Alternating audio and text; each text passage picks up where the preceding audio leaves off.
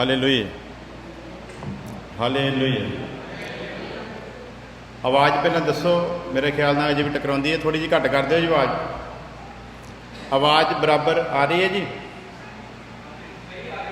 हाँ जी, सारिਆਂ ਨੂੰ आवाज़ साफ सुनाई दिंदी है तो मैनूं दस्सिया जावे, तो जदों भी आवाज़ टकरावे तो प्लीज़ दस्सिओ जरूर, क्योंकि पिछले दोनों मैसेज जिहड़े सीगे काफ़ी लोगों ने कंप्लेंट की, क्योंकि उन्होंने आवाज़ जिहड़ी सीगी वो साफ सुनाई नहीं दिती। सो जदों असीं बंदगी दे विच आउंदे आ तो उहदा साडा मकसद मेन खुदा दे वचन नूं सुनना हुंदा, और अगर आवाज़ ही लोगों नूं ना सुने तो फिर इबादत का भी कोई फायदा नहीं। सो अगर किते भी लगे तुहानूं कि कोई मिसटेक कोई इदां दी कोई आ रही है इहदे विच तो मैनूं दसना जरूर, ठीक है जी। हालेलुया। सो असीं सीख रहे सीगे कि जिहड़ा विश्वास करे अते बपतिस्मा लवे। हालेलुया।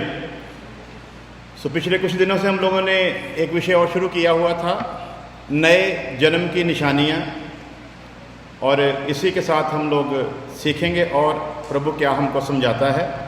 सो देखते हैं यूहन्ना की इंजील, उसका 3 अध्याय, उसकी 3 आयत। यूहन्ना की इंजील 3 अध्याय, उसकी 3 आयत। और भाई सनी तुसीं भावें अगले इत्ते आ जाओ ताकि तुसीं माइक दे विच वर्स नूं पढ़ सको।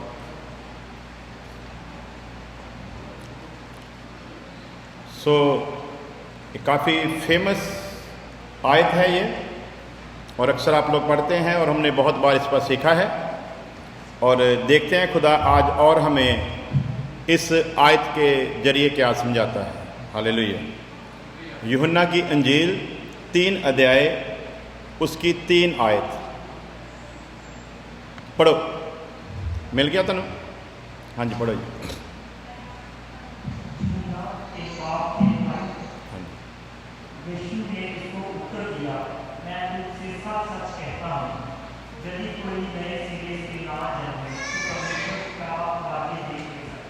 हालेलुया।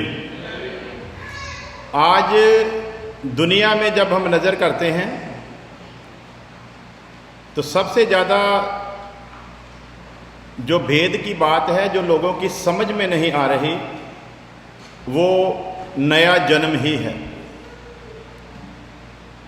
नए जन्म को कलीसिया में पूरी रीति से समझाया नहीं जाता, इसीलिए लोग वचन के अनुसार चल नहीं रहे, क्योंकि नए जन्म का भेद ये गुरु था जिसके साथ प्रभु यीशु मसीह बात कर रहा है, इस्राएल का गुरु। और आगे चलकर प्रभु यीशु मसीह ने इसको कहा भी कि तू इस्राएल का गुरु होकर ये बातें नहीं समझता, उस्ताद भी ये बातें नहीं समझ रहा, टीचर भी ये बातें नहीं समझ रहा। और यीशु मसीह यहाँ पर उसको काफ़ी तसल्ली के साथ समझाते हैं, और प्रभु यीशु मसीह ने जैसा जैसा सिखाया वैसा वैसा हम लोग बड़े विस्तार के साथ सीखेंगे। कि सवाल था कि उसके राज्य में प्रवेश इंसान कैसे करेगा, कैसे हम उसके राज्य के अधिकारी बन सकते हैं। यीशु ने उसको उत्तर दिया कि मैं तुमसे सच सच कहता हूँ, यदि कोई नए सिरे से ना जन्मे तो परमेश्वर के राज्य को देख नहीं सकता। सो परमेश्वर के राज्य को यदि कोई देखना चाहता है तो उसके लिए सबसे ज़रूरी बात ये है कि वो नए जन्म के इस विषय को तसल्ली के साथ सीखे। हर चर्च में नए जन्म की बात की जाती है, हर चर्च में नए जन्म को सिखाया जाता है, लेकिन जब मेरे जैसा को पूछता है कि नए जन्म का अर्थ क्या है, नया जन्म लेना क्यों ज़रूरी है, परमेश्वर ने अपने वचन के जरिए नए जन्म की ही बात क्यों की है, क्या ज़रूरी था नया जन्म, या नए जन्म के बिना भी इंसान खुदा के साथ चल सकता था। तो यदि जीवन पर हम लोग गौर करें तो नया जन्म है क्या और मिला क्यों है? और आज मैं सोच रहा था कि हम लोग बड़ी तसल्ली के साथ वचन को समझाने की कोशिश करते हैं, लेकिन मुझे आज ऐसा लग रहा था कि मैं खाली आप लोगों को बताता हूं और आप लोग भी शायद संडे चर्च आना ज़रूरी है इसलिए आ जाते हैं, लेकिन वचन शायद आपकी समझ में भी बराबर आता नहीं है। लेकिन आज मैं खुदा का सेवक होने के नाते ये आपसे विनती करूंगा कि चर्च में आने का मकसद ही है कि हम उसके वचन को बड़ी तसल्ली के साथ सुने, वचन को समझें, और यदि कोई बात समझ नहीं आई तो उसके विषय में सवाल ज़रूर करें। जब आप सवाल करेंगे तो पता चलेगा कि आप सीखना चाहते हैं। जब आप सवाल करेंगे तब पता चलेगा कि आपके अंदर प्रभु के वचन के लिए आपके अंदर कितनी लालसा है, आप कितनी गंभीरता से उसके वचन को ले रहे हैं। हालेलुया। यदि कोई परमेश्वर के राज्य को देखना चाहता है तो उसके लिए ज़रूरी है कि वो सबसे पहले एक काम करे कि वो नए सिरे से जन्म ले। हालेलुया। तो क्या नए सिरे से जन्म लिए बिना काम नहीं चल सकता? हाँ जी, बोलिए जी। क्यों? हाँ जी, नए सिरे से जन्म लिए बिना काम नहीं चल सकता क्या?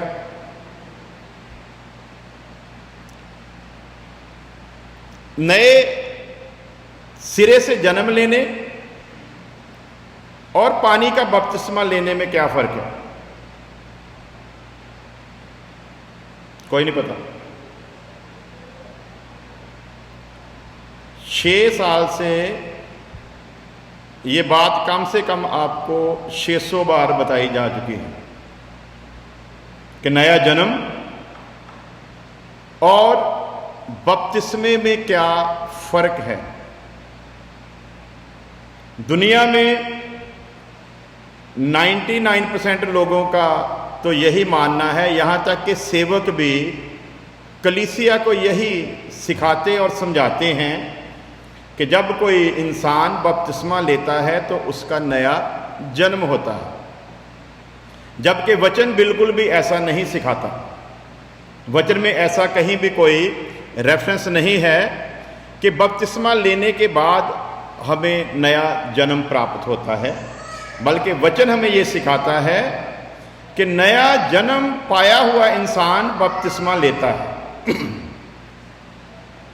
यदि आपसे कोई दोबारा सवाल करे, मैं ही किया करूंगा और आपको बताना होगा। आज आप समझ रहे चंगी अच्छी तरह से कि नए जन्म में और बपतिस्मे में फर्क क्या है। बपतिस्मा लेने के बाद नया जन्म नहीं होता, बल्कि नया जन्म पाया हुआ इंसान जो है वो बपतिस्मा लेता है।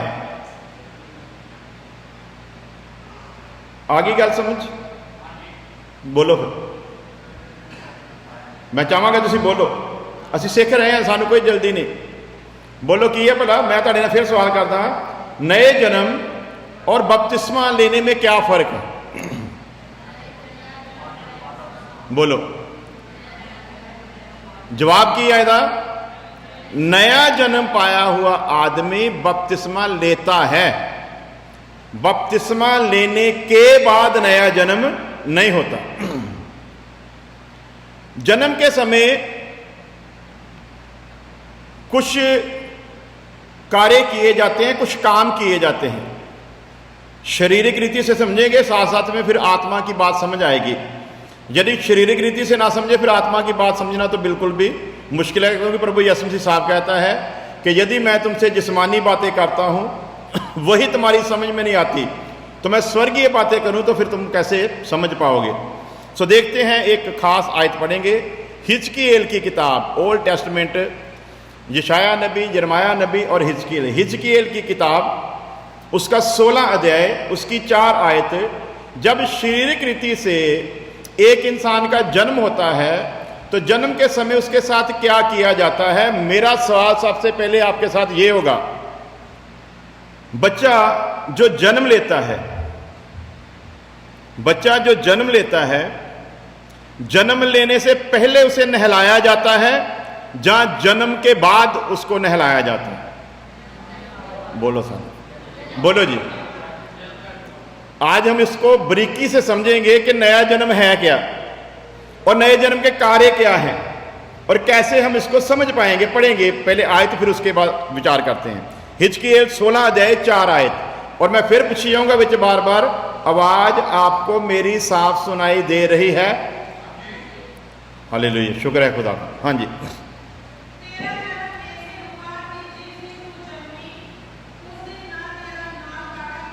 जब तेरा जन्म हुआ उस दिन तेरा नाल ना काटा। बोलो सारे, उस दिन तेरा नाल ना काटा। नाड़ू ਨੂੰ ਕਿਹਾ ਜਾਂਦਾ ਹਿੰਦੀ ਦੇ ਵਿੱਚ नाल, ਤੇ वचन की दसदा पंजाबी ਦੇ ਵਿੱਚ समझाऊंगा ताकि ਤੁਹਾਨੂੰ समझ आवे। बच्चे का जब जन्म होता है, बच्चे की नाड़ जो है वो मां के साथ जुड़ी होती है और जन्म के समय उस नाड़ को काटा जाता है। पहली प्रतिक्रिया क्या है? जन्म के समय उसका नाड़ जो है वो काटा जाता है, मां के बदन से उसके बदन को अलग किया जाता है। उसी रीति से जब कोई इंसान नया जन्म आत्मिक तौर पर लेता है तो परमेश्वर इस संसार के साथ जो आपका नाड़ू बंधा हुआ है, सबसे पहले उस नाड़ू को काटता है ताकि आपका कनेक्शन जो इस संसार के साथ है, सबसे पहले उसको पंजाब इंग्लिश की कहांगे डिसकनैक्ट किया जाए। ताड़ा वो जिहड़ा रिश्ता आया उन्होंने संसार के नालों की किया जाए? तोड़ दिता जाए, कटिया जाए। सो सबसे पहले जन्म की प्रतिक्रिया क्या है कि जब बच्चे का जन्म होता है उसका नाड़ू जो है वो काटा जाता है। सो आगे देखते हैं दूसरा काम उसके साथ क्या होता है। ना तू शुद्ध होने के लिए, अब बच्चे का जन्म हुआ, उसका नाड़ू भी काट दिया गया, परंतु जब लोग उस बच्चे को देखने आए और वह बच्चा पानी के साथ शुद्ध ना किया गया हो, ना नहलाया गया हो, वो बच्चा कितना भी खूबसूरत क्यों ना हो, क्या आप उस बच्चे को अपनी बाहों में उठाने के लिए तैयार होंगे? बोलो।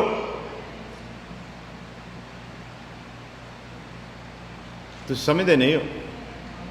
जे समझते होंगे फिर तुम सिर सुर हिलाना सी माड़ा मोटा। मैं चाहता हूं नए जन्म को पूरी रीति से समझ लें। मैं बार बार सवाल करूंगा ताकि आपके दिमाग में ये विषय फिट हो जाए, क्योंकि इसी विषय में आगे चलकर बपतिस्मे की गंभीरता हमारी समझ में आने वाली है।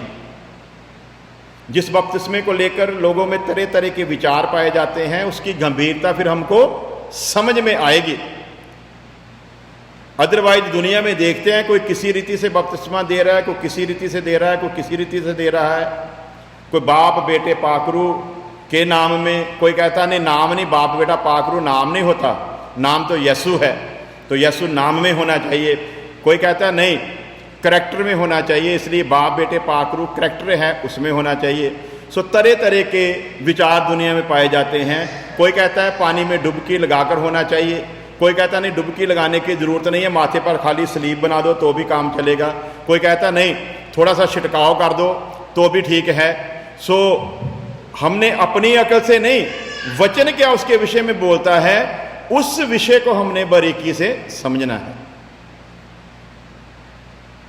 तो वचन के अनुसार जिसका नया जन्म होता है उसका नाड़ू काटा जाता है और उसे पानी से नहलाया जाता है। अब मेरा सवाल फिर वहीं पर आ गया, पानी के साथ जन्म लेने के बाद नहलाया गया या जन्म से पहले? बोलो सारे ने। इसलिए यदि कोई आपसे पूछे कि आप गलत टीचिंग दे रहे हो कि नया जन्म बपतिस्मे के बाद होता है, सारी दुनिया बताती है, और आप एक नई तालीम लेकर आए हो कि नहीं, नया जन्म पाया हुआ बंदा जो है वो बपतिस्मा लेता है, जबकि सभी कहते हैं नहीं बपतिस्मे के बाद नया जन्म होता है, तो आपके पास ये जवाब है वचन में से, अपनी अकल से नहीं, वचन में से और दुनिया के साथ उसकी उदाहरण से आप बिल्कुल आराम से किसी को भी समझा सकते हो कि भाई जब शारीरिक तौर पर भी किसी इंसान का जन्म होता है तो उसके साथ ये सारे काम किए जाते हैं। तो शारीरिक तौर पर ये सारे काम आत्मा की तौर पर एक उदाहरण है। जब कोई बपतिस्मा लेता है, बपतिस्मा तो शरीर में ही लेता है, बपतिस्मा शरीर में ही लेता है, लेकिन वचन के अनुसार बपतिस्मे का सारा जो मतलब है वो टोटल रूहानी है, वो सारे का सारा आत्मिक है, और उसे हम बड़ी ही बारीकी से आज सीखेंगे। मैं फिर कहूंगा दोबारा, मुझको ये सवाल जब मैं करूं तो आपसे जवाब चाहिए, जवाब भी पूरी वेरवे के साथ चाहिए कि यदि कोई सवाल करे नए जन्म और बपतिस्मे में क्या फर्क है, तो आपका जवाब प्रॉपर होना चाहिए। नया जन्म पाने के बाद बपतिस्मा होता है, बपतिस्मा लेने के बाद नया जन्म नहीं होता। एक एक उदाहरण मैं दूंगा ताकि आप किसी के साथ शेयर भी कर सको। आगे जाकर आप लोगों के पास अगर कलम है तो आप नोट भी कर लें, यदि नहीं है तो बाद में सुनकर भी आप इस विषय को लिख सकते हैं, ताकि किसी के साथ बात करनी हो तो आप तसल्ली के साथ समझा सकें। सो सबसे पहला काम नाड़ू काटा गया। नंबर 2, उसे नहलाया जाता है। तो वचन कहता है उस दिन तेरा नाल काटा गया, ना तू शुद्ध होने के लिए धोई गई, ना तेरे कुछ लोन मला गया और ना कुछ कपड़ों में लपेटा गया। सो खुदा अपनी प्रिय प्रजा के साथ ये सवाल करता है, लेकिन हमारे लिए ये नए जन्म के विषय के को समझने के लिए एक बहुत खास उदाहरण है। तो अब फिर वहीं पर आते हैं। सवाल है कि जितनी देर तक नया जन्म ना हो कोई परमेश्वर के राज्य को देख नहीं सकता। सो नए जन्म का पहला काम हमारे जीवन में कहां होता है? जल्दी जल्दी बोलिए, बड़ी बारी समझाया तो हुण मैनूं लगदा जिद्दां पलूस कहंदा मैनूं लगदा तुहानूं फिर शुरू तो ही समझाना पैना। नए जन्म का सबसे पहला काम हमारे जीवन में कहां होता है? बोलो सारे, कहां होता है जी? कहां होता है? आत्मा में नहीं होता। बोलो, मैं सौखा करता हां। नए सिरे से जन्म लेते वक्त सबसे पहले जब हम खुदा के वचन को सुनते हैं तो सबसे पहले जो हमारे भीतर काम होता है वो कहां पर होता है? बोलो सारे ने। हाँ जी, मैं फिर इन्हें सौखा करांगा और ये अगली बारी मैं तुहाडे को सवाल पूछने हैं। हालेलुया। तो जे जवाब ना दिते कोई ना कोई सजा रखांगे फिर तुहाडे वास्ते, कोई जुर्माना रखांगे ताकि तुसी फिर इनू सीखो बरीकी दे नाल। मान लीजिए कि आपकी शक्ल किसी गंदगी से भरी हुई है और कोई आपको आईना दिखाए तो सबसे पहले आपको क्या मालूम पड़ेगा? बोलो सारे ने। हाँ जी,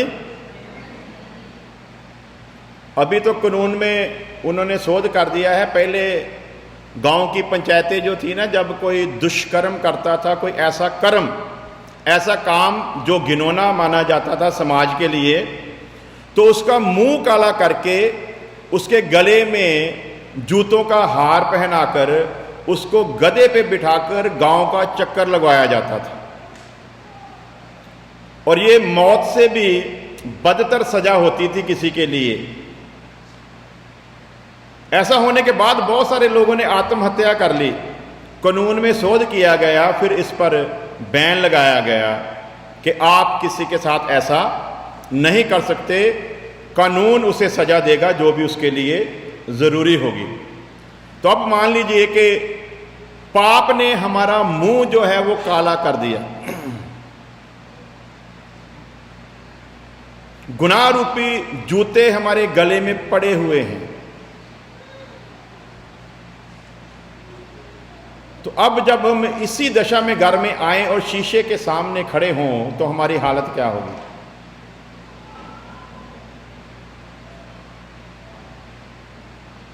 तो आईना जब दिखाया जाए, शक्ल जब हम देखें तो पता चले कि हमारे मुंह पर गंदगी है, तो सबसे पहले क्या आएगा? उसका नाम क्या कहते हैं जी? सबसे पहला क्या आएगा? तुसी बोलते नहीं। सब तो पहला की आऊगा भला? की आऊगा भला? शक्ल शीशे विच देख के सब तो पहला तुहाडे अंदर की आऊगा? हाँ जी, शब्द आऊगा कि विचार आऊगा? विचार किथे आऊगा? हाँ जी, तुसी बोलते नहीं। विचार आऊगा। विचार किथे आऊगा? सोच दे विच, है ना। नए जन्म का सबसे पहला काम, जब हम वचन सुनते हैं, पहला काम हमारी सोच में होता है। सबसे पहले हमारी सोच बदलती है। नए जन्म में सबसे पहला काम क्या हुआ? हमारी सोच बदली। पहले हमारी सोच क्या थी? हम अच्छे कर्म कर रहे हैं, हम गरीबों की मदद कर रहे हैं, हम भूखों को खाना खिला रहे हैं, हम नंगों को कपड़ा पहना रहे हैं, हम जरूरतमंदों की जरूरत को पूरा कर रहे हैं, हम हर वो काम जो समाज के लिहाज से भलाई का है और जिसे करने के बाद हमको संतुष्टि मिलती है, ऐसे ऐसे काम करके हम अपने आप को धर्मी मान बैठे थे। क्या मानते थे? हम ये काम कर रहे हैं, इसलिए ये काम करने के कारण हम ठीक हैं, परमेश्वर हमें पसंद करता है, इसलिए हमें अब कोई और काम करने की जरूरत नहीं है। तो ये एक सोच हमने बना ली, लेकिन ये सोच खुदा के कलाम ने गलत साबित की। कैसे? उसने अपने वचन को हमारे पास भेजा। जब उसके वचन को सुना तो पता चला, वचन में उसने लिख कर दिया, तेरे ये काम मेरे सामने फटे हुए कपड़ों की नाई हैं। तेरे ये काम मेरे सामने फटे हुए कपड़ों की मानिंद हैं। और जैसे यहां पर जानवरों को उसका चमड़ा वगैरह उतार दिया जाता है, मरने के बाद वहां पर हड्डियां और उसके मांस चिथड़े बिखरे होते हैं, खुदा का वचन दिखाता है, बताता है, तेरी हालत उन बिखरे हुए चिथड़ों के समान है। जिन कामों पर तू घमंड करता है, जिन कामों पर तू भरोसा रखता है, जब वचन आता है, हमारी सारी वो कल्पनाएं जो हमने अपने अंदर कर रखी और जिनके भूते पर हम लोग समझते हैं कि हम बड़े धर्मी हैं, खुदा के कलाम ने पहले हमारी इस धारणा को तोड़ा। और ये समझने के लिए छोटी सी उदाहरण है, आप गंदगी में खड़े हैं, आप गंदगी में खड़े हैं, उस गंदगी में खड़े रहो और आपके ऊपर गंगा जल डाला जाए, तो क्या आप साफ हो जाओगे? आपके ऊपर आबे यम यम से लाकर पानी डाला जाए, हैं आप गंदगी में ही, तो क्या आप साफ हो जाएंगे? आपके ऊपर यरदन नदी से जहां यूहन्ना बपतिस्मा देता था, यरदन नदी का पानी लाकर डाला जाए, क्या आप साफ हो सकते हैं? बहुत सारे लोगों की तमन्ना ये होती है, नहीं मैं जब बपतिस्मा लूंगा मैं यरदन नदी में जाकर लूंगा। तू बपतिस्मा यरदन नदी को छोड़ स्वर्ग में जाकर भी ले ले, तेरा कुछ होने वाला तेरा कुछ होने वाला नहीं है, क्योंकि खड़ा कहां पर है? गंदगी में। तो बुजुर्गों ने कहा गंदगी में खड़े होकर जितना मर्जी पांव पर पानी डालते रहो, रहोगे तुम गंदे के गंदे। सो परमेश्वर ने नए जन्म में सबसे पहला कार्य जो किया वो ये किया कि हमें गंदगी से बाहर निकाला। यह काम परमेश्वर की ओर से हुआ। हमारे भीतर क्या क्या हुआ? हमारी सोच बदली, हमारे विचार बदल गए। जिन विचारों के बलबूते पर हम धर्मी अपने आप को समझते थे, वचन ने हमें बता दिया ये तेरी बहुत बड़ी गलत फहमी है, तू बहुत बड़ी गलत फहमी में है, तेरे ये काम किसी काम के भी नहीं है। सो खुदा ने अपना काम ये किया कि हमें गंदगी में से बाहर निकाला। गंदगी में से बाहर कैसे निकाला? मैं तो दसिया से ना, मेरे अंदर जो विचार आता है कभी गलत नहीं आता। आपके पास किसी बात का जवाब नहीं, ये बात सिद्ध करती है कि आप खाली संडे को आते हो कि हम ईसाई हैं तो चलो चर्च चलते हैं, इतना ही काम है। क्योंकि यदि वचन सीखने की भूख होती तो आप फटाफट से जवाब देते। आपके पास जवाब नहीं है, इससे यह सिद्ध होता है कि आपको वचन से कुछ लेना देना नहीं है। आप सिर्फ खुदा को खुश करने के लिए कि 6 दिन काम कर और 7वां दिन तू प्रभु के साथ बिता, वो काम करने के लिए आए हैं। परंतु प्रभु ने कहा, क्या कहा था? मरियम ने वो अच्छा हिस्सा चुन लिया जो उससे कभी छीना। और वो अच्छा हिस्सा क्या था? मरियम प्रभु के चरणों में बैठकर प्रभु से खुदा के वचन को सुन रही थी। इसका मतलब आप खुदा के वचन को नहीं सुनते। खुदा के वचन को नहीं सुनते, इसका मतलब आपने अच्छा हिस्सा नहीं चुना। तो वचन में क्या लिखा? उसने अच्छा हिस्सा चुन लिया जो उससे कभी छीना। तो आपके पास वो अच्छा हिस्सा है ही नहीं, छीनने की तो बात ही दूर है।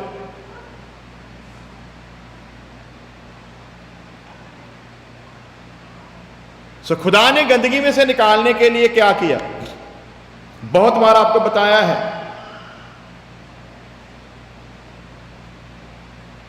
इसको गंदगी में से निकालने के लिए खुदा ने स्वर्ग से अपना हाथ बढ़ाया और इसे गंदगी से निकालकर बाहर रख दिया। बोलो हालेलुया। ऐसे किया जी, तो फिर जवाब क्यों नहीं देते?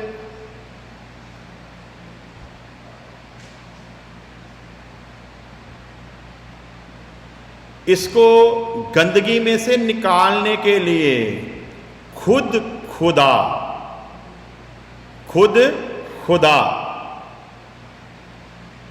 कैसे आया? पढ़ेंगे पहला तीमुथियुस का खत 3 अध्याय 16 आयत। खुदा कैसे आया इसको गंदगी से बाहर निकालने के लिए, कैसे इसको नहलाया, कैसे इसका नाल काटा, कैसे इसे दुनिया से अलग किया, क्या कुछ इस गुनहगार के लिए किया। पढ़ेंगे जी, हाँ जी, 3:16।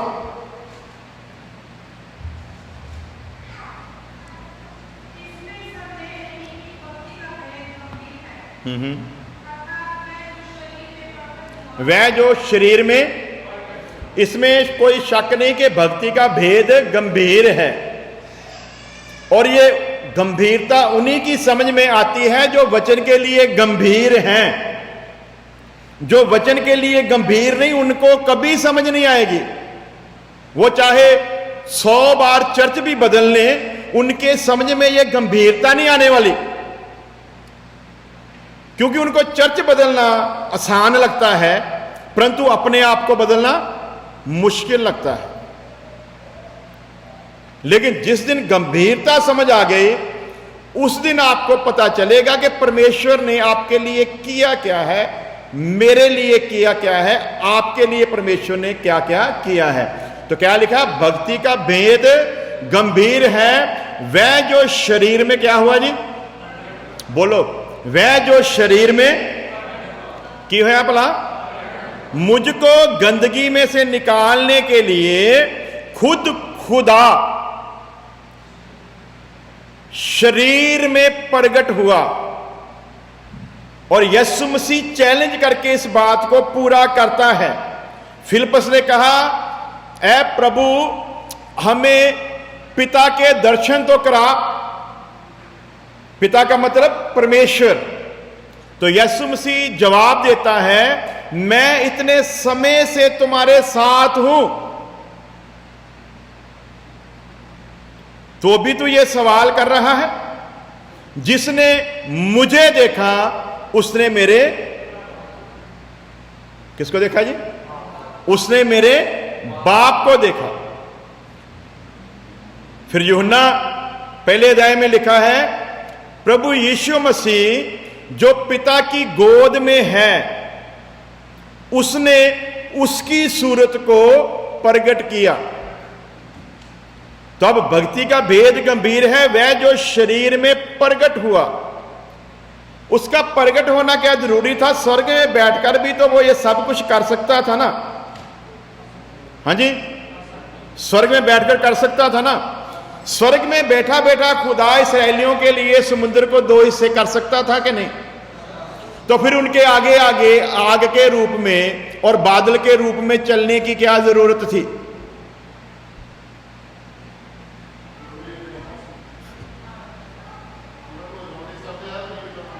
कर सकता था ना।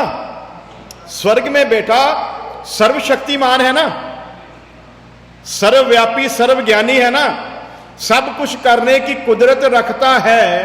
तो स्वर्ग में बैठा बैठा ही सब कुछ कर सकता था। ऐसा करता तो इनके मन में भ्रम रहता, ऐसे करता तो इनके मन में शक रहता। शुरू शुरू में जब हम किसी के लिए प्रार्थना करते थे तो कंडीशन रखते थे, मेडिसिन मत खाना। तो मेडिसिन खाना कोई पाप नहीं था। मेडिसिन खाने से मना इसलिए कर देते थे कि तुझको पता चले तेरे जीवन में जो काम हुआ है वो खुदा ने किया है कि नहीं। क्योंकि यदि तू मेडिसिन भी खाएगा, प्रार्थना भी कराएगा, तो बाद में जब तू चंगा हो जाएगा तेरे मन में शैतान भ्रम लेकर आएगा कि नहीं नहीं, वो प्रार्थना के साथ नहीं, वो तो तू रेगुलर मेडिसिन खाता था, तो अब तेरा कोर्स पूरा हो गया इसलिए तू क्या हो गया, ठीक हो गया। तो इन्हीं भ्रम को खुदा दूर करना चाहता था। स्वर्ग में बैठा बैठा ये सब कुछ कर सकता था, परंतु किया नहीं। स्वर्ग से बागे अदन में आदम को मिलने आने की क्या जरूरत थी? स्वर्ग में बैठा बैठा अपना हाथ बढ़ाकर आदम को बागे अदन से उठाकर अपने सामने रख सकता था कि नहीं? हाँ जी। तो फिर बागे अदन में आने की क्या जरूरत थी? भक्ति का भेद, इस गंभीरता को समझेंगे तो चलने में मजा आएगा कि खुदा आखिरकार है क्या। वचन में लिखा वो किसी का नाश नहीं चाहता। ज्यादातर लोग पता क्या है, खुदा सजा देने वाला है। खुदा का काम सजा देना नहीं है। खुदा गुनाहगार को मारना नहीं चाहता। खुदा गुनहगार को नाश करने का मन बनाए हुए नहीं है, बल्कि वचन में क्या लिखा, खुदा चाहता है हर गुनहगार तौबा करे ताकि नाश ना हो। परमेश्वर ने जगत से मोहब्बत की, अपना इकलौता पुत्र दे दिया ताकि जो कोई उस पर ईमान लाए नाश ना हो बल्कि हमेशा की। परमेश्वर की तमन्ना क्या है? वो नाश नहीं चाहता बल्कि क्या चाहता है? इंसान बचे, हमेशा की जिंदगी पाए। लेकिन हम कभी कभी नास्तिक होते होते खुदा पर ही सवाल कर देते हैं। तो खुदा का बेटा लिखा इसलिए प्रकट हुआ कि वो शैतान के कामों को नष्ट करे। किसके लिए प्रकट हुआ जी? शैतान के शिकंजे में फंसे हुए लोगों को नाश करने के लिए नहीं, बल्कि शैतान के कामों को नाश करने के लिए खुदा का बेटा प्रकट हुआ। तो अब साफ साफ लिखा, भक्ति का भेद गंभीर है, वह जो शरीर में प्रकट हुआ। तो शरीर में प्रकट होने का मतलब क्या है? वो खुदा जो हमारा सृजनहार है, मनुष्य के रूप में हमारे सामने आकर पेश हुआ। इस पापी संसार में, इस गंदगी भरे संसार में, दूसरे शब्दों में वो खुद इस गंदगी में उतरा।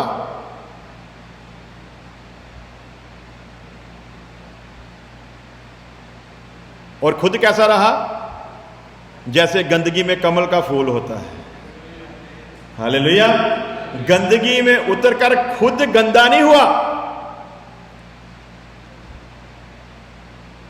बल्कि खुद कैसा रहा? खुद बिल्कुल पाक साफ रहा।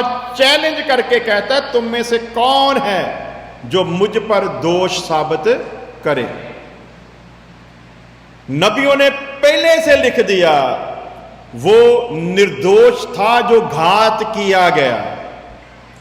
आगे चलकर रसूलों ने लिखा, उसमें कोई दोष नहीं था। यहां तक कि जब पिलातूस द्वारा उसको सजा सुनाई जानी थी, पिलातूस की पत्नी को ख्वाब आया और उसने जाकर पिलातूस से कहा, वो निर्दोष है, तू उसके साथ कुछ गलत मत करना। आगे चलकर पिलातूस की बात को देख लें, वो भी कहता है, मैं मौत के लायक, इसमें कोई दोष। तो फिर मौत क्यों दी गई? क्योंकि वो इसीलिए आया था। कोई मेरा प्राण मुझसे छीनता नहीं, कोई मेरी जान मुझसे ले। ज्यादातर लोग सवाल करते हैं ना, यदि वो परमेश्वर था तो फिर लोगों ने उसे मार कैसे दिया? इसका मतलब लोग बलशाली निकले जो उसको मार दिया। लेकिन वचन साफ करके लिखता है, कोई मेरी जान मुझसे ले नहीं सकता, और संसार में ऐसा कोई नहीं जिसने ऐसा दावा किया हो कि कोई मुझे मार नहीं सकता। प्रभु यीशु मसीह कहता है, कोई मेरी जान ले नहीं सकता, मैं अपनी जान अपनी इच्छा से देता हूं और फिर उसे वापस लेता भी हूं। क्यों? क्योंकि सर्वशक्तिमान है, सब कुछ करने की कुदरत रखता है। वो जो शरीर में प्रकट हुआ, इसलिए प्रकट हुआ कि हम भक्ति के इस गंभीर भेद को समझें कि उसने हमारे लिए क्या कुछ किया। हमको इस गंदगी से निकालने के लिए वो खुद स्वर्ग की महिमा को छोड़कर, फरिश्तों की प्रस्तिश को छोड़कर, अपने आप को शून्य करके वो एक आम इंसान की तरह इस गंदगी भरे संसार में आया।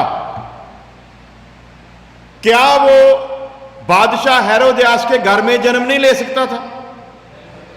बोलो जी। जो सारी दुनिया को जन्म दिलाता है, वो प्रभु क्या खुद एक बादशाह के घर में पैदा नहीं हो सकता था? उसने बादशाह का बेटा कहलाना पसंद नहीं किया। क्यों? क्योंकि वो तो खुद बादशाहों का।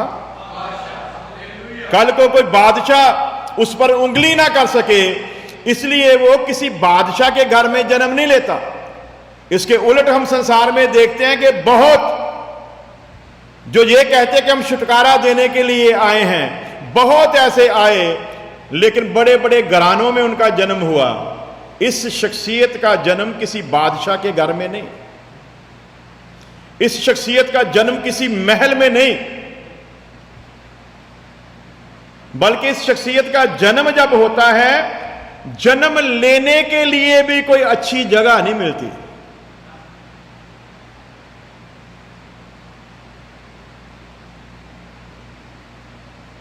और कहां पर जाना पड़ता है? एक सरा में। और सरा में भी कहां पर जगह मिलती है? यहां पशुओं को बांधा जाता है। कहां पे? यहां पशुओं को बांधा जाता है। किसी ने अपने घर में जगह नहीं दी। संसार में देखे तो यदि अगर सड़क पर कोई गर्भवती औरत चली जा रही है और यदि उसे बच्चा पैदा की पीड़ा हो जाए और लोगों को पता चले, तो लोग कितने भी काफिर क्यों ना हो, अक्सर लोग उस बहन की, उस औरत की मदद करने के लिए आगे आएंगे, उसे अपने घर में ले जाएंगे। लेकिन तीनों लोगों के मालिक का जब मनुष्य के रूप में प्रकट होने का समय आया, तो क्या देखते हैं? उन्हें किसी ने जगह नहीं दी। क्यों? क्योंकि सारे जहान का मालिक किसी का एहसान लेना चाहता। कल को कोई मनुष्य उसके ऊपर यह बात ना कर सके कि तुझे हमारे सहारे की जरूरत थी। तो क्या लिखा वचन में? उसने जन्म लिया, और जब जन्म लिया तो उसे कपड़े में लपेट कर, यहां पशु चारा खाते हैं, उस खुरली में, जिन्हों असी इज्जत देंदे हुए चरनी कहते हैं। की कहने हैं जी? मेरे ख्याल से पता किसी को नहीं होगा चरनी का अर्थ क्या होता है या कौन सी लैंग्वेज में है,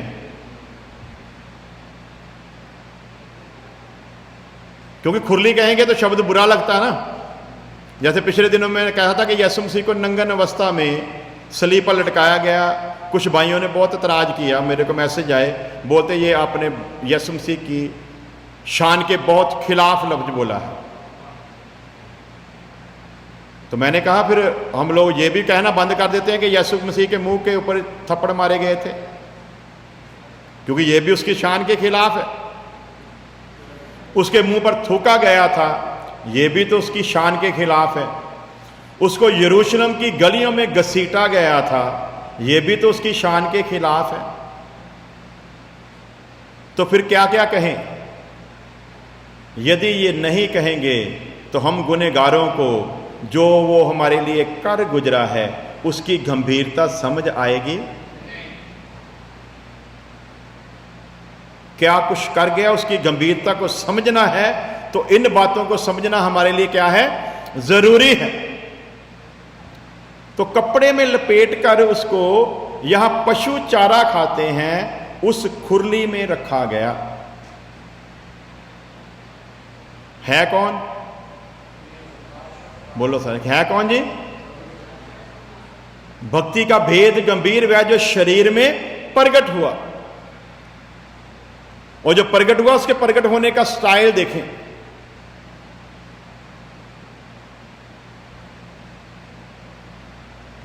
और गंदगी से निकालने के लिए खुद गंदगी में आया, गंदगी में उतरा। मिसाल के तौर पर वचन में लिखा, तेरी मां जिसने तुझे जन्म दिया वो तुझे भूल सकती है, परंतु मैं तेरा परमेश्वर तुझे कभी भूल सकता, कभी भूल नहीं सकता। मां चली जा रही है बच्चे को उठाए हुए, अचानक मां के हाथ से बच्चा गिर जाए और एक अच्छी खासी गंदगी भरी जगह में गिरे, और हाथ बढ़ाकर उसे निकालने का वो क्या बोलते हैं, दूरी ना हो, तो मां छोड़ देगी कि नहीं? हाँ जी, बोलो सारे ने, छोड़ोगी कि नहीं? की कहोगी? मां चिंता करेगी कि अगर मैं इसको निकालने गई तो मैं भी गंदी हो जाऊंगी? हाँ जी। तो वचन में लिखा, यदि तुम दुष्ट होकर अपने बच्चों के लिए ऐसा जज्बा रखते हो, तो मैं तो सृष्टि का मालिक हूं, मैं तो तेरा बनाने वाला, तेरा सृजनहार हूं। तो उसने मां से भी बढ़कर किया, मां आपको जन्म तो दे सकती है, परंतु पाप की गुलामी से कभी छुड़ा सकती।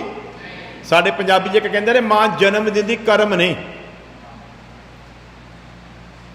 लेकिन ये वो मसीहा है जिसने जन्म भी दिया और कर्म भी दिया। हालेलुया।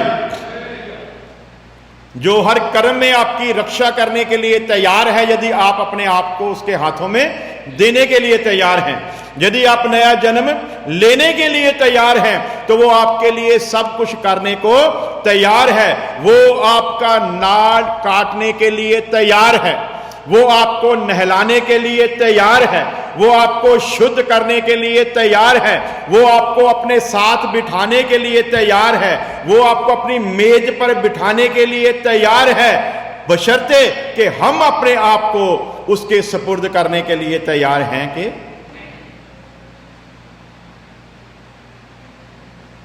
तो शरीर में प्रकट होकर गंदगी में आकर हमको इस संसार भरी गंदगी में से निकालता है, खुद गंदगी में उतर कर, लेकिन अपने दामन को पाक साफ रखता है। हालेलुया। कुछ लोग यीशु मसीह को बेइज्जत करते वक्त बहुत बहुत घटिया बातें भी कर जाते हैं, लेकिन मैं मसीहत में मसीही तालीम का शुक्रगुजार हूं कि कभी भी लोग दूसरी कौमों की तरह इतना बड़ा एक्शन नहीं लेते। क्यों? क्योंकि जैसी मोहब्बत उसने की है हर गुनहगार से, हुक्म दिया वैसे ही तुम भी करो, क्योंकि वो किसी का नाश चाहता। हम समझते हैं कि लोग अज्ञानतावश ऐसी बातें कह जाते हैं, बड़ी बड़ी बुरी और बड़ी बड़ी गिरी हुई बातें प्रभु के लिए कह जाते हैं, लेकिन ध्यान रखना, प्रभु पर उंगली जो भी उठाता है उसे एक ही बात हमेशा ध्यान रखनी है, यदि उसमें कोई पाप होता, यदि उसमें कोई पाप होता तो वह कभी भी मुर्दों में से जीवित ना होता। यदि उसमें पाप होता तो पताल के बंधन कभी उसे छोड़ते नहीं। यदि उसमें पाप होता कभी जीवित ना होता, और खाली जीवित होकर वो सिर्फ झलक देकर नहीं निकला, बल्कि 40 दिन और 40 रात इसी संसार में दिखाई देता रहा। जब उठाया भी गया तब भी अचानक नहीं, 500 लोगों की हजूरी में 500 आंखों ने उसे देखा। वो जगह मौजूद है, यहां से आया था, वहीं पर चला गया। वो लोग आज भी संसार में उनका इतिहास है जिनकी आंखों ने उसे जाते हुए देखा। तो यदि उसमें पाप होता तो वो कभी भी ये सब कुछ कर गुजरता नहीं। यदि उसमें पाप होता तो जो वायदा करके गया वो वायदा कभी पूरा होता नहीं। जो 10 दिन बाद वायदा पूरा हुआ, जो सवाल किया था, प्रभु के आकाश पे उठाए जाने के कितने दिन बाद पाक रूह आया, जब इंसान को नया जन्म लेने का मौका मिला। आकाश पे उठाए जाने के 10 दिन बाद और कब्र में से जी उठने के 50 दिन बाद, पेंतिकोस्त के दिन। सो प्यारे अजीजो, नए जन्म में सबसे पहला काम हमारी सोच में होता है, हमारी सोच बदलती है। हालेलुया। जितने भी विचार होते हैं उन विचारों में बदलाव आ जाता है। पहला विचार, मैं तो सबसे नेक हूं। क्या कहते हैं हम? की कहने बोला था नहीं, क्या कहते हैं हम लोग? मैं तो सबसे नेक हूं। लेकिन जब यही वचन का आईना हमारे सामने आता है, जो पूरी उम्र कभी मानने को तैयार नहीं कि मैं गुनहगार हूं, जब मैं गलत हूं, वो इसी पुलपट पर आता है, माइक पकड़ कर कहता है, मैं संसार का सबसे गुनहगार हूं। आज क्या हुआ इसको, जो ये सामने आकर लोगों के सामने ऐलान कर रहा है कि मैं संसार का गुनहगार हूं? ये तो मानने के लिए तैयार ही नहीं था। इसको तो बहुत दुनिया ने समझाया, लेकिन ये कभी मानने के लिए तैयार नहीं था। लेकिन जब वचन का आईना इसको सामने दिखाया गया, सबसे पहले इसकी गंदी सूरत इसको दिखाई दी।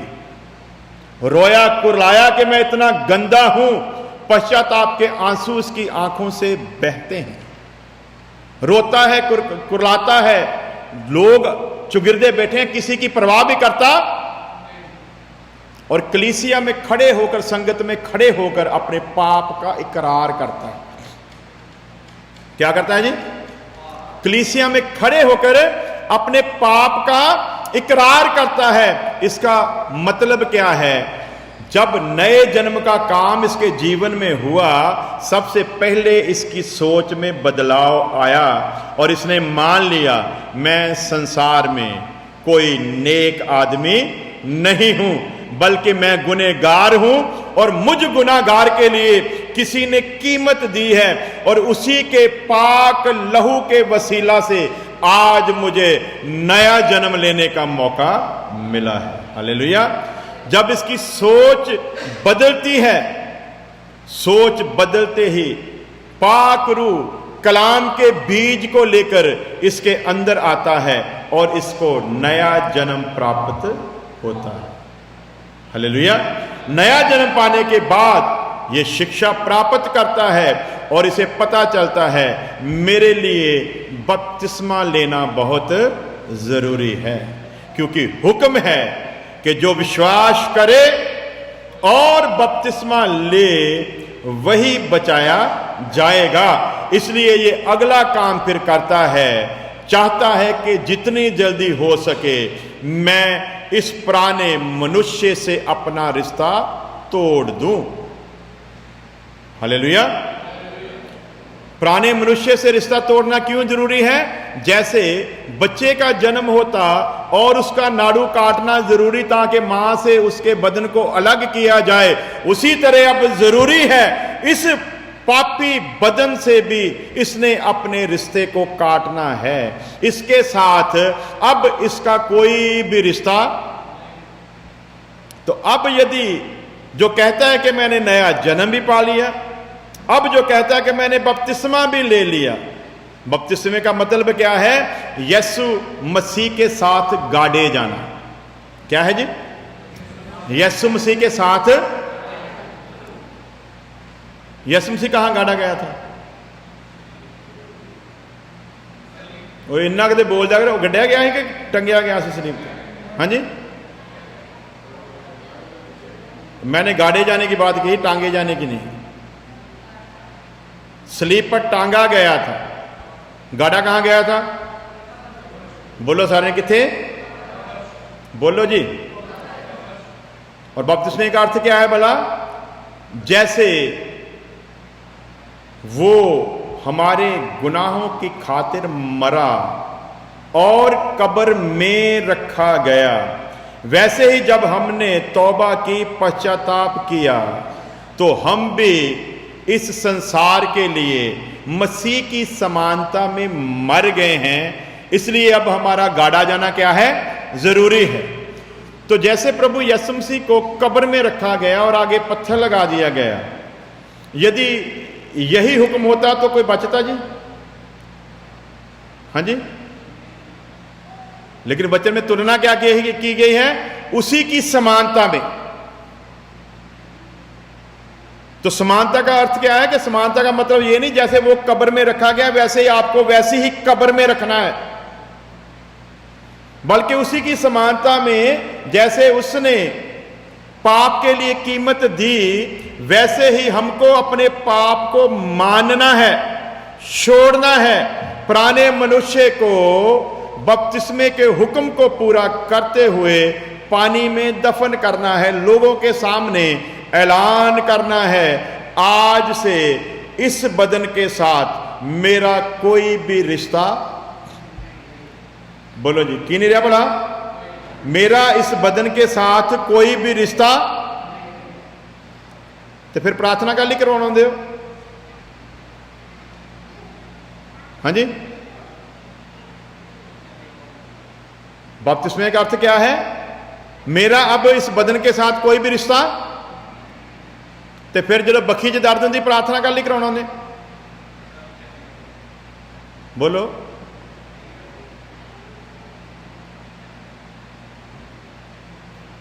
वो ਜਿਹੜੇ झूठे सेवक ਉਹਨਾਂ ਨੂੰ तो कुछ चाहिए माल शाल, वो तो ਤੁਹਾਨੂੰ ਕਹਿੰਦੇ ਆ, ਤੁਸੀਂ ਗੱਲ ਹੀ ਕਰਾਉਣਾ ਦਿਓ। इसीलिए कि अभी तक गाड़े, अभी तक इस बदन को अपना बदन, अभी तक नाड़ू काटा, नाड़ू कटेगा तभी नहलाया जाएगा। तो संसार के साथ डिस्कनेक्ट नहीं ना हुए, और जैसे मसीह कब्र में रखा गया उसी समानता में हमने अपने आप को दफन नहीं किया। कब्र में जाने वाला बदन और था, और जो कब्र से बाहर आया वो और था। तो समझेंगे बात को। जब दर्शन देता है तो कैसे देता है? आत्मिक रूप से दर्शन देता है। और एक जगह कहता है, मैं अभी अपने बाप से मुलाकात करके नहीं आया, इसलिए मुझे मत छूना। लेकिन फिर पूरा पूरा रूपांतरित होता है। उसी तरह हमको भी पूरा बदलना है। तो यदि बदले हैं, यदि पुराने मनुष्य से नाता खत्म किया, तो फिर इस पुराने मनुष्य की फिक्र भी होनी। अगर इतनी बात आपकी समझ में आ जाए तो ये जितनी चंगियाई सभाएं सब बंद हो जाए, और यदि ये चंगियाई सभाएं बंद हो जाए ना, तो क्रिश्चियनों पर जो उंगलियां उठती हैं वो भी बंद हो जाएंगी। ये चंगियाई सभाओं ने क्रिश्चियनिटी में कोई नया रेवलेशन नहीं लेकर आया, कोई रिवाइवल नहीं आया इसके कारण, बल्कि क्रिश्चियनिटी का बुरा हाल कर दिया है। क्यों? क्योंकि इनको ना तो बेचारों को नए जन्म का पता है, ना इनको बपतिस्मे का पता है, ना इनको मसीह में कैसे जीना है वो पता है। इनको तो सिर्फ एक बात का पता है, हमको गवाही सुननी है और गवाही देनी है। और ये हर संडे बीमार होते हैं। मुझको याद है जिस चर्च में हम लोगों ने शुरुआत की थी, वहां पर एक बहन, वो तो उसको तो बीमारी थी एक, कि उसने हर संडे यहां पर आकर गवाही देनी ही देनी है। जिस दिन उसको गवाही का टाइम ना दिया जाए वो नाराज हो जाती थी पास्टर के साथ, अगले संडे मैं नहीं आऊंगी। क्या हुआ बहन, आपने मुझको गवाही का मौका नहीं दिया।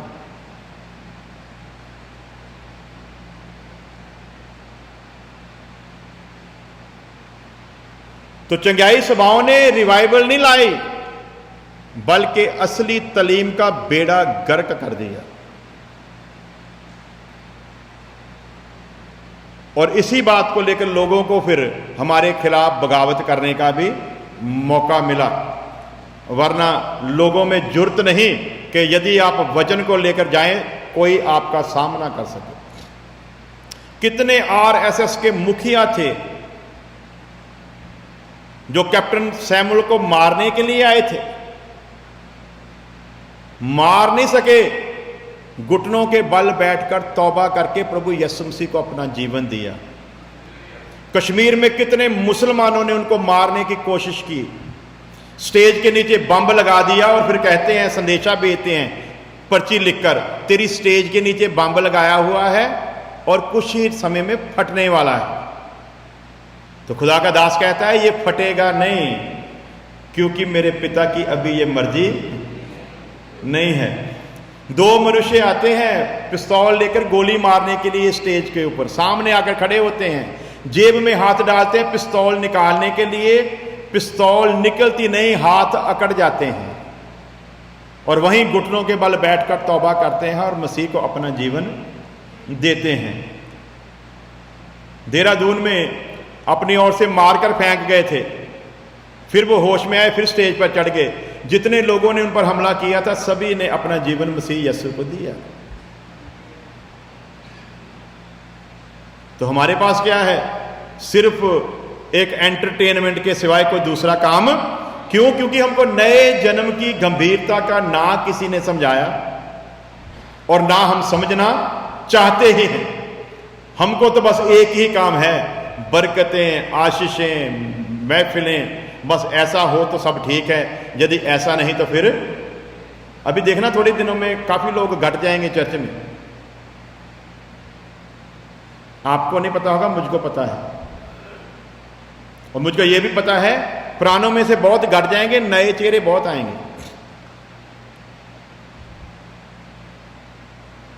उसका कारण क्या है भला? अब रोटी नहीं मिलेगी, यहां खाना नहीं मिलेगा। तो यहीं से इनके अंदर के उस इंसान का पता चलता है इनका नया जन्म हुआ है कि नहीं। ये यहां खाना खाने के लिए आते थे या प्रभु के वचन को खाने के लिए आते थे, यहीं से पता चलेगा। अब कईयों की आवाजें आने शुरू हो गई, ओ नहीं होना चाहिए जी, वो फिर जाकर ना बनानी पड़ती। सारा दिन क्या करते हैं आप लोग? आने से पहले क्या करते हैं? घर में बनाकर रख के आ सकते हैं ना, जाकर क्यों बनाना है? वैसे भी तो रेस्टोरेंटों पर जाते हो, पिज्जा बर्गर खाते हो ना, तो एक संडे पिज्जा बर्गर खा लिया करो। लेकिन बात क्या है, ये सारी समस्याएं क्यों हैं? क्योंकि हमारा नया जन्म हुआ नहीं। नया जन्म ना होने के कारण हमारा परमेश्वर के साथ रिश्ता कायम नहीं हुआ, और ये सारी समस्या ही इसी बात को लेकर है, क्योंकि रिश्ता नहीं बना।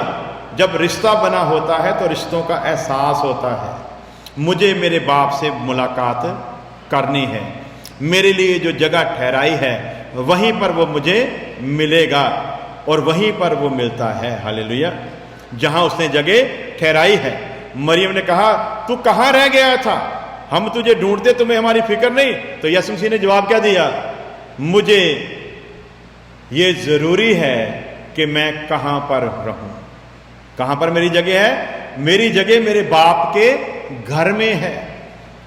मैं तुझे बताऊंगा इसहाक की कुर्बानी कहां पर, कौन से पहाड़ पर, किस जगह पर देनी है, मैं बताऊंगा।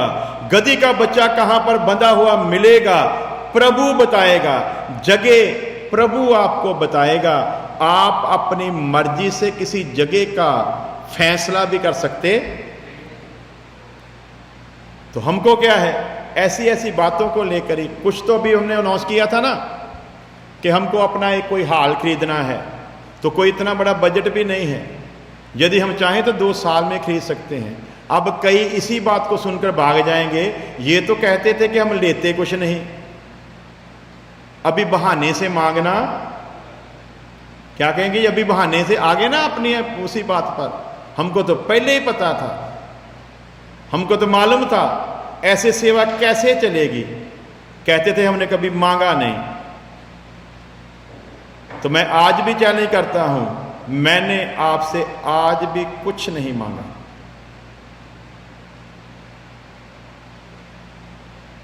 मैंने अपने लिए आपसे कुछ भी नहीं मांगा। और ये अनाउंस करने से पहले मैंने 2 लोगों के हाथ में ये सारा बंदोबस्त दिया है। वही हिसाब किताब रखेंगे, वही हिसाब लेंगे, वही हिसाब देंगे। कल को मैं मर गया, वो मेरे खानदान के नाम पर हाल नहीं बुक होगा, बल्कि रॉयल चर्च मिनिस्ट्री के नाम से वो हाल होगा। यहां पर हम ना भी रहेंगे तो भी प्रभु की इबादत होती रहेगी। हमने ये नहीं कहा कि हमारा 3 मिलियन का प्रोजेक्ट है, हमारा 10 मिलियन का प्रोजेक्ट है। हमने तो कहा हम तो कोई वेयर हाउस वगैरह खरीदेंगे। क्यों ये कहा था? इसलिए कि पहले वहां पर गए तो उन्होंने बिल्डिंग बेचने के लिए लगा दी। अब यहां पर आए हैं, 1 साल का एग्रीमेंट है, आगे उनकी मर्जी करें कि ना करें, तो उसके बाद क्या करेंगे। इसलिए मैंने कहा था अपने लोगों की गिनती के हिसाब से उतनी ही जगह खरीदेंगे जितनी हमारे लिए बिल्कुल आसान हो। तो ड्यूटी क्या लगाई है? महीने में सिर्फ 1 दिन का जो आप कमाते हो वो उस भवन के लिए देना है। तो मैंने आपको ये भी लालच नहीं दिया कि आप बीज बो तो खुदा आपको बड़ी आशीष देगा। यदि किसी ने ये सोचकर देना तो बिल्कुल मत देना, इसके बदले में आपको खुदा कोई आशीष नहीं देगा।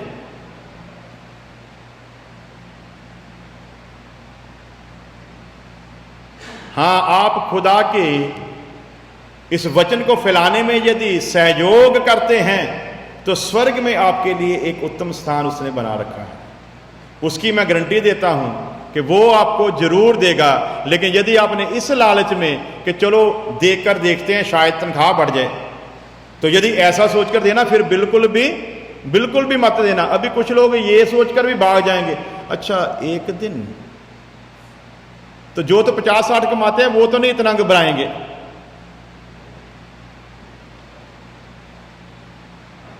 हालेलुया। जेडे 50-60 वाले उन्होंने नहीं घबराना, अच्छा 50-60 रुपये कोई देना।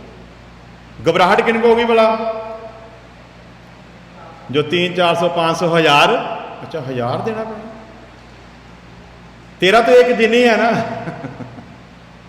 तेरे को क्या कहा है? तूने सिर्फ एक दिन की कमाई उस इमारत को खरीदने के लिए देनी। और इमारत भी हमने कोई बहुत बड़ा प्रोजेक्ट नहीं, मेरे ख्याल से ज़्यादा से ज़्यादा होगी तो मेरे ख्याल से 8 या 10 लाख, इससे बड़ा हमारा बजट नहीं। और सिर्फ 2 साल का काम है आपके एक दिन से। लेकिन उसके लिए भी हम किसी को मजबूर नहीं करते। अगर आप चाहते हैं कि करना है तो फिर कर लेना, नहीं है तो जैसे है वो तो है ही। और अभी तो खुदा का शुक्र है फेसबुक है, तो हमको सेवा करनी है, हम तो घर बैठे ही कर सकते हैं। और यहां पर बहुत सारे लोग होते हैं जो बड़ी लगन से सुनते हैं। आप तो कभी आते हैं कभी नहीं आते, लेकिन वो प्रॉपर इंतजार करते हैं, पास्टर जी कब ऑनलाइन हो रहे हो। तो यदि मुझको सेवा करनी है तो मेरे पास तो सेवा के बहुत सारे जरिए हैं। परंतु यदि आप चाहते हैं कि एक जगह पर हम लोग इकट्ठे होकर खुदा के नाम को इज्जत दें, तो ये फैसला आपने लेना है। करना है ठीक है, नहीं करना है तो भी कोई परवाह नहीं, किसी को कोई मजबूरी नहीं। हमने तो आपके सामने एक मशवरा रखा है। करना है नहीं करना वो आपके ऊपर डिपेंड है।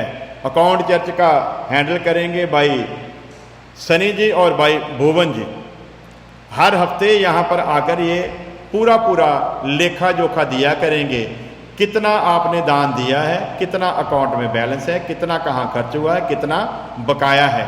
उसमें मेरा कोई भी लेन देन नहीं होगा। हाँ, मैंने एक बात कही थी, जो भी जिसकी ज़्यादा सबसे ज़्यादा दिन की कमाई है वो जितनी देगा उससे $100 मैं खुद उस भवन के लिए अपनी नेक कमाई से दूंगा। आपसे लूंगा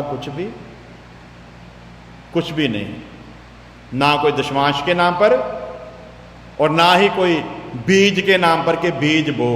तो ये मैंने इसलिए कहा कि बार बार ऐसा ही हमारे सामने परेशानी ना आती रहे, इसलिए फैसला आपको करना है। यदि आप चाहते हैं तो ठीक है, नहीं तो ऑनलाइन जिंदाबाद। सो आइए अपनी आंखों को बंद करते हैं, सिरों को झुकाते हैं और आज के वचन को सुनते हुए खुदा से मांगते हैं कि खुदा सचमुच तू अपने इस वचन की गंभीरता हमें सिखा, ताकि हम नए जन्म की गंभीरता को समझें। तूने ये सौभाग्य हमें दिया, ये तेरा बहुत बड़ा हम पर रहम है कि तूने अपने घर में जन्म लेने का मौका दिया, तूने अपनी संतान होने का मौका दिया। तू इस दलदल में मुझे निकालने के लिए खुद अपनी सारी महिमा को छोड़कर मेरी समानता में यहां पर आ गया। तूने मेरे लिए कीमत दी, तूने मेरे लिए लहू बहाया, तूने मेरे लिए सलीब का दुख सहा, तूने मेरे लिए जिल्लत को सहा, ताकि किसी न किसी तरह मैं पाप के बंधन से आजाद हो सकूं। तूने मुझे पाप से छुड़ाने के लिए इतनी बड़ी कीमत दी है और तूने मुझे बुलाया और मुझे नया जन्म दिलाया, ताकि मैं तेरे साथ तेरी मेज में तेरे साथ बैठकर खा सकूं। ये तेरा मुझ पर बहुत बड़ा रहम है। इसलिए मैं प्रार्थना करता हूं कि तुम मुझे नए जन्म की राह पर चलने के लिए मदद कर, ताकि मैं तेरी नेक इच्छा को पूरा कर सकूं। हमारी प्रार्थना को सुन ले मसीह यीशु के नाम में, हाँ। अब हमारे खुदा में यसुह मसीह का फजल, खुदा की मोहब्बत, पाक रूह की संगत अब से लेकर हमेशा तक उसके तमाम लोगों के साथ बनी रहे। आमीन। हालेलुया। खुदा आप सबको आशीष दे। सबको जय मसीह।